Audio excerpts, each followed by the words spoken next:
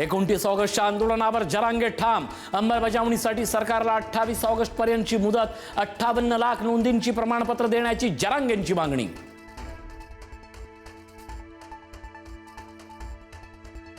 अमरावतीच्या जिल्हास्तरीय रुग्णालयात अग्नितांडव. 3 बालकांचा होरपळून मृत्यू. 6 बालकांवर उपचार सुरू.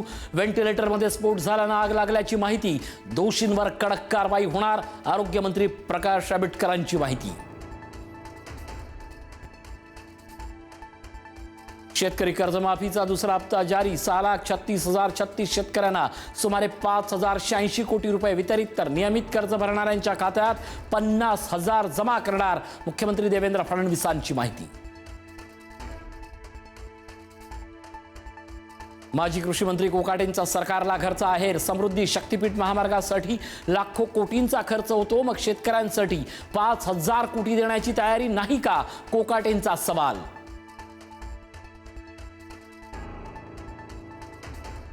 देशात 22,000 कोटींचा साखर घोटाळा. साखरेच्या वाढत्या दरावरून राजू शेट्टींचा आरोप. तर दिवाळीपर्यंत साखर 100 पार होण्याचा वडेट्टीवारांचा अंदाज.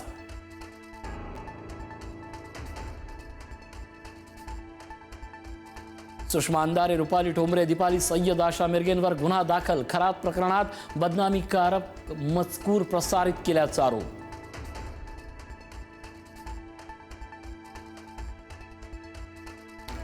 आता जास्त काम करू शकत नाही, नव्या पिढीला संधी द्यायला पाहिजे. केंद्रीय मंत्री नितीन गडकरींचं मोठं वक्तव्य. तब्येत चांगली नसेल तर सत्ता व्यर्थ म्हणत गडकरींनी आरोग्य आणि योगावरही दिला भर.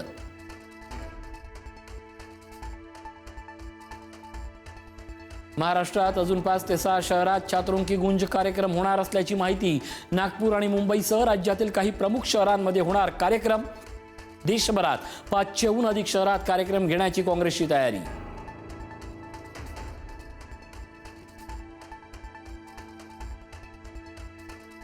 मराठीच्या सक्तीमुळे रिक्षा टॅक्सी चालकांनी मार्ग बदलले. नोटीस बजावलेल्या चालकांचा गट हायकोर्टात याचिका दाखल करण्याच्या तयारीत. आरटीओ तपासणीची माहिती देण्यासाठी चालकांचा आता व्हॉट्सअप ग्रुप.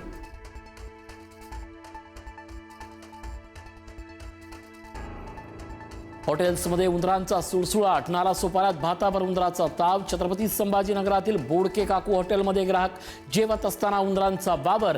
तर वैजापूरमध्ये कचोरीत आढळल्या उंदरांच्या लेंड्या. दिवसेंदिवस अन्न सुरक्षेचा प्रश्न गंभीर.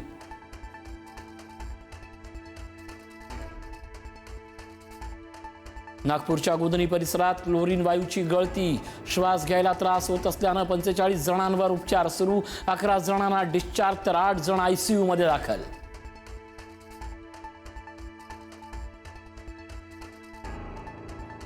अहिल्यानगरमधील जामखेड आनंद मेळाव्यात थरारक घटना. लोखंडी सुरक्षा कडी उघडल्यानं पाळण्यामधून तरुणी कोसळली. अपघातात तरुणीला गंभीर दुखापत. पाळणा सुरू करण्यापूर्वी सुरक्षा तपासणी झाली होती का? नागरिकांचा संतप्त सवाल.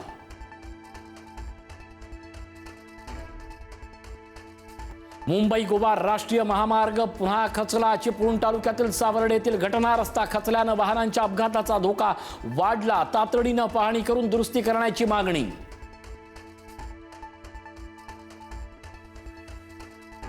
ऑपरेशन सिंदूरमध्ये उद्ध्वस्त दहशतवादी तळपाकनं पुन्हा उभारला. जैश ए मोहम्मदच्या दहशतवादी अड्ड्यासाठी पाकिस्तान सरकारकडून 36 कोटींचा निधी.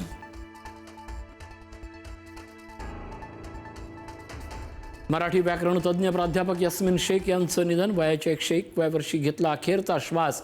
व्याकरण आणि भाषाशास्त्र अभ्यासात यास्मीन शेख यांचं नाव. बालभारती मराठीच्या पुस्तकाचं 7 वर्ष केलं संपादन.